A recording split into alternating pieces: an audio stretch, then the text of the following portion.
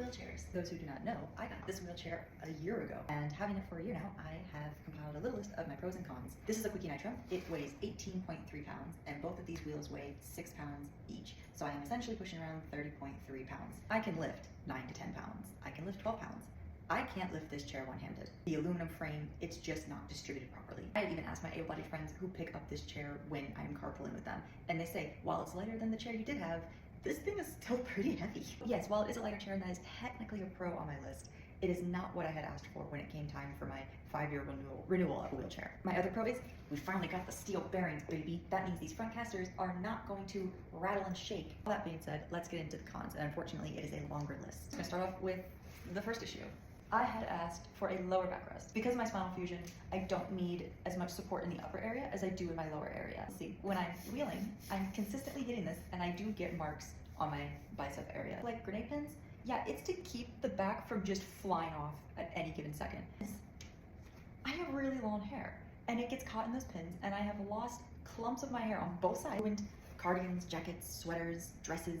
I have ruined so many things because of this stupid back. Another issue. This chair, while it is smaller than any chair I've ever had in my life, it is still too wide and not fit to me. It is a nice 15 by 15 square. That'd be great. However, there's still too much room on the in-between here, and the 15-inch, when it's going outward, it is pushing on the backs of my thighs, leaving marks, and also will push out my feet if I'm wearing things that are not entirely form-fit. There's just too much empty space. Because of the seat cushion coming too far out, I have worlds of problems when it comes to this foot plate. My legs are not even. I have a hip that's out of socket, and I also had broken my leg when I was 9 years old. So they are at different heights.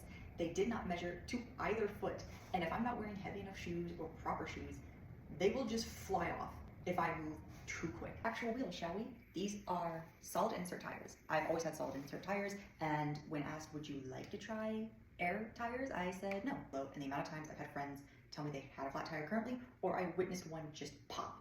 I struggle to maintain cleaning out the hair in the caster wheels once a week.